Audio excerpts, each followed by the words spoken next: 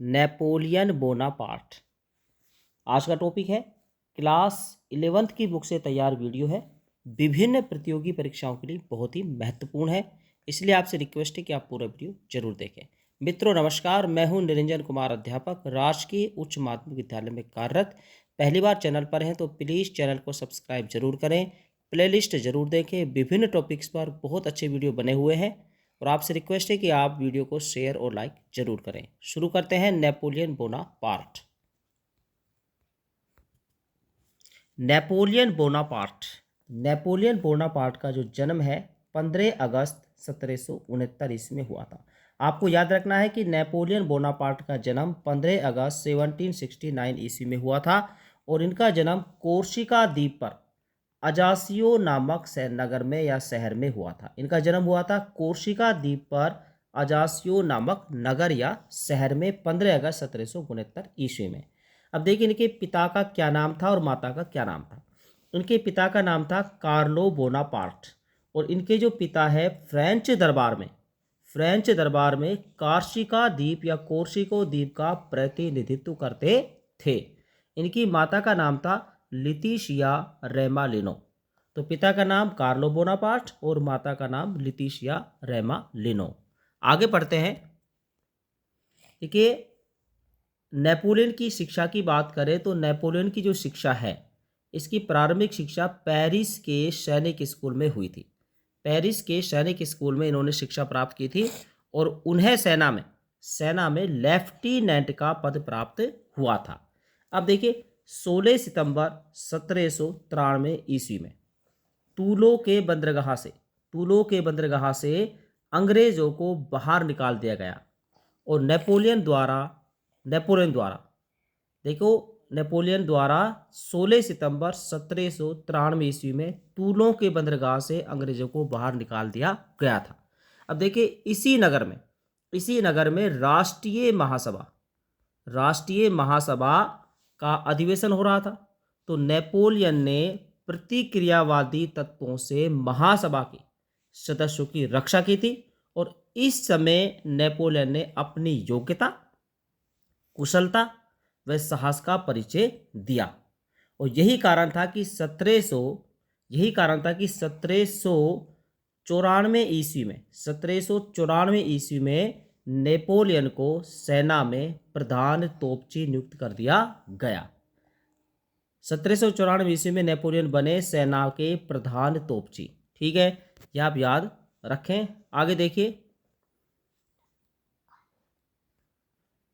5 अक्टूबर 1795 ईस्वी में जो डायरेक्टरी शासन में राजतंत्र के समर्थकों द्वारा विद्रोह कर दिया गया। तो डायरेक्टरी शासन था उसके में 5 अक्टूबर 1795 ईस्वी में वहाँ के जो राजतंत्र के समर्थक थे उन्होंने विद्रोह कर दिया। अब देखिए नेपोलियन ने क्या किया, उनके विद्रोह को दबाने में फ्रांस के सेनापति बरास की मदद की और इस विद्रोह पर विजय के कारण उन्हें नेपोलियन को आंतरिक सेना का जनरल नियुक्त कर दिया गया नेपोलियन को।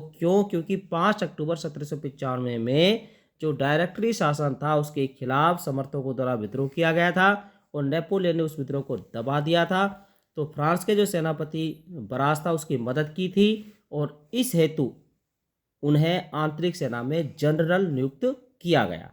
अब देखिए नेपोलियन बोनापार्ट का जो विवाह है वो किसके साथ हुआ, तो इनका विवाह होता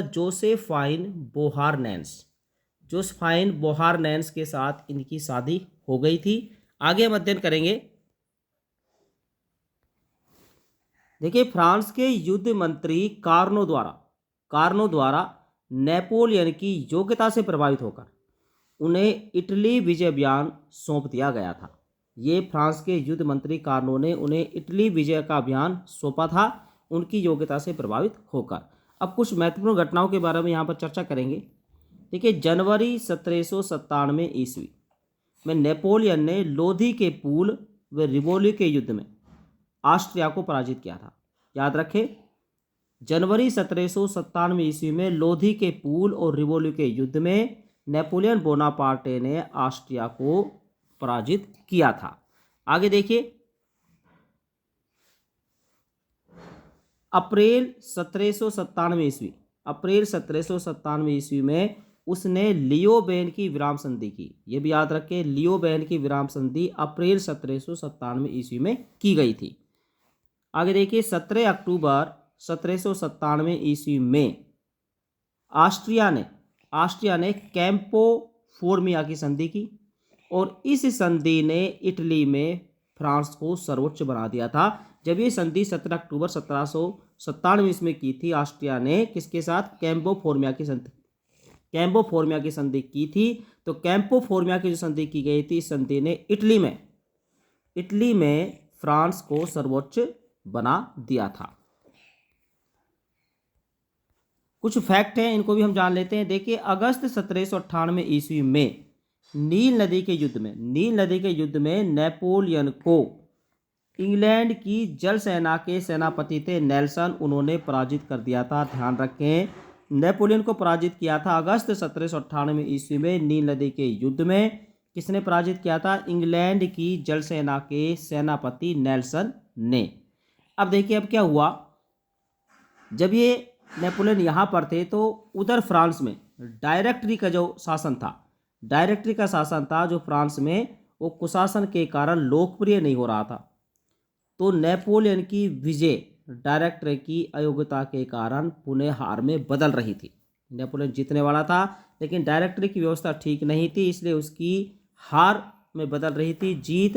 अतः नेपोलियन ने क्या किया? उसने फ्रांस वापस जाने का निश्चय किया और फ्रांस जाकर नेपोलियन ने डायरेक्टरी व्यवस्था को समाप्त कर दिया और वहाँ की जनता जो थी, वो फ्रांसीसी जनता उस व्यवस्था से परेशान थी, इसलिए नेपोलियन ने डायरेक्टरी व्यवस्था को समाप्त कर दिया। अब क्या हुआ?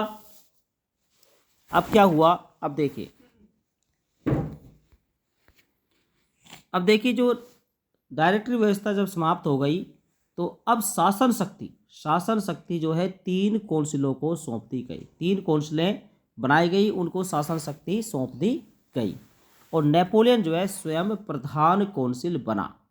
अब देखिए, इन कौंसिलों को क्या कार्य करने थे? इन कौंसिलों को 3 मुख्य कार्य करने थे। पहला क्या था? पहला था फ्रांस में शांति व्यवस्था की स्थापना, दूसरा था नई विधि संहिता युक्त संविधान का निर्माण और तीसरा था यूरोपीय देशों के साथ शांति संधि करना। ये 3 कार्य प्रधान थे जो कि इस कौंसिल को करने थे। अब देखो, इन कौंसिलों ने क्रांतिकाल के दौरान चौथा संविधान बनाया क्रांतिकाल के दौरान, और चौथा संविधान का जो निर्माण किया गया था, इसका कार्यकाल रखा गया 10 वर्ष। 10 वर्ष इसका कार्यकाल निर्धारित किया गया।